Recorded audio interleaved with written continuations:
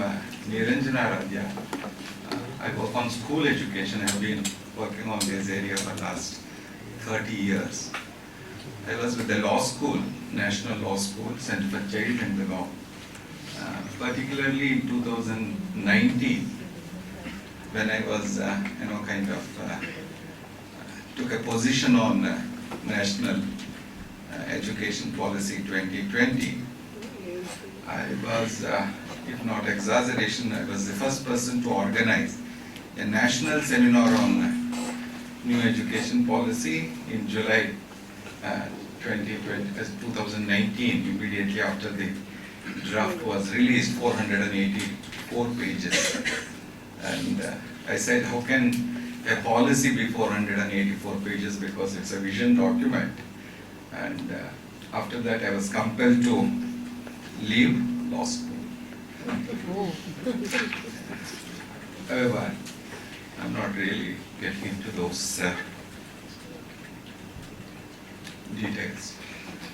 I just want to share a couple of things that what I believe and what I have been doing for the last 3-4 decades. Of course, this room is full of treasure, insights. People have been working more than my age, kind of things. I don't attempt to kind of say that what I've been doing is something great. I think probably this is something which all of us can continue to do more collectively. I strongly believe that education is a social good. Being a student of education, and also believe that education is a very powerful tool for social transformation. Particularly when I say social transformation in a society like in India, where caste, religion, all kinds of things. So therefore, it's really a very important tool. I've been working particularly to ensure equitable quality education. It's not equality of opportunity. Equitable quality is the crux. I've been working with many senior friends, myself and Anil. We founded an organization at the All India level called People's Campaign for Common School System.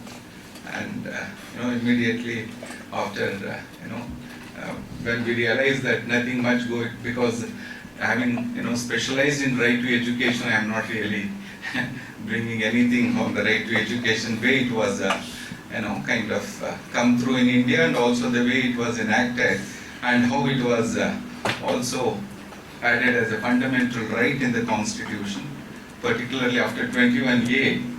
You have to read as the state may by law determine itself is a new way of taking away the fundamental right. Let us not get into those things, and friends who are really willing to engage with me on the core aspects of fundamental right of education, certainly we can discuss. So I strongly believe that equitable education is very important, basically to realize the true spirit of building India into a sovereign, secular, socialist, democratic republic. That is only possible through good quality of education, not really what we are doing, currently based on 8 different sets of, education, right from international baccalaureate to IGCSE, Oxford, Cambridge, and CBSE, ICSE, comes to state prestigious English medium, then Chota Mota. The last in the hierarchy is our public school. So how do we build the whole idea of social justice, equity, equality is an important question that we need to raise time and again. I'm not really just rising at the contemporary kind of things. We have been raising these issues even before NEP 2020. And also it's very important because I believe Constitution is our guiding kind of document. having wedded to parliamentary democracy, deepening our understanding of democracy and engaging with the people is the most critical thing for bringing any social transformation.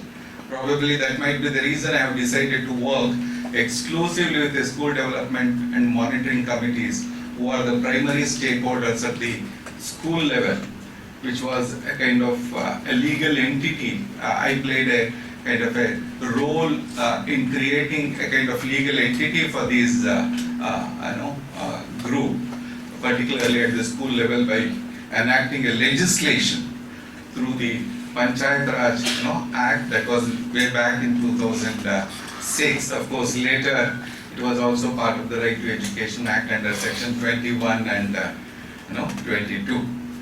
So therefore, I believe that engaging with the stakeholders in whichever area that we are working, so becomes very crucial, both in terms of understanding what is democracy and also deepening and strengthening democracy for our rights, whatever we are talking about. It doesn't mean that having come from a different ideology altogether, kind of revolution is an important thing. But as long as we work within the constitutional framework, I think probably parliamentary democracy becomes one of the important things. And because of that reason, many parties also have changed their position to take part in the election process. This is an history in India. So therefore, strengthening democracy, somewhere deepening democracy, the bedrock is the education. Particularly the 12 years of school education becomes very, very crucial. So therefore, my engagement at the level of school education, many people just kind of joke at me saying that you never passed your school education. Yes, school education is very, very important. So therefore, transforming each public school into a genuine neighborhood common school is the real kind of a challenge for all of us. We have been talking, Anil, myself, Argo, we have been talking about the common school system.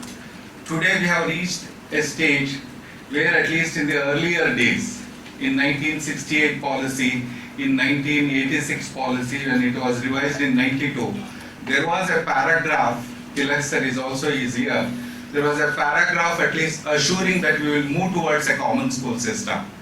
In 2020, there is no reference about the common school system. Of course, friends have already mentioned about the kind of language that is being used in the 2020, kind of what we call it as appropriation of people's language. They have done it in such a way so that anyone who can read 2020, feel that there will be a kind of big kind of revolution. But otherwise, it's always I just kind of analyze, review the National Education Policy 2020 on 4 important counts. 3 C's, that is centralization. Centralization is the order of the entire policy document. And imagine, we are conducting, earlier talked about examinations and the kind of damage that it could do for children in terms of learning.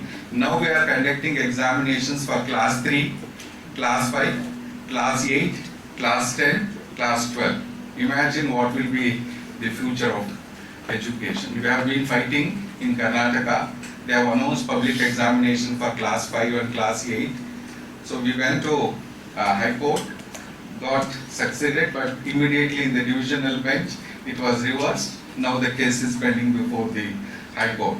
So centralization, what Prince said, the whole understanding of the federal, government, federal structure, education in the concurrent list, it's all completely a kind of, thing, and the entire thing is centralized. Even whatever, even the little, kind of decisions that earlier we were able to take at the state level is also now more or less collapsed.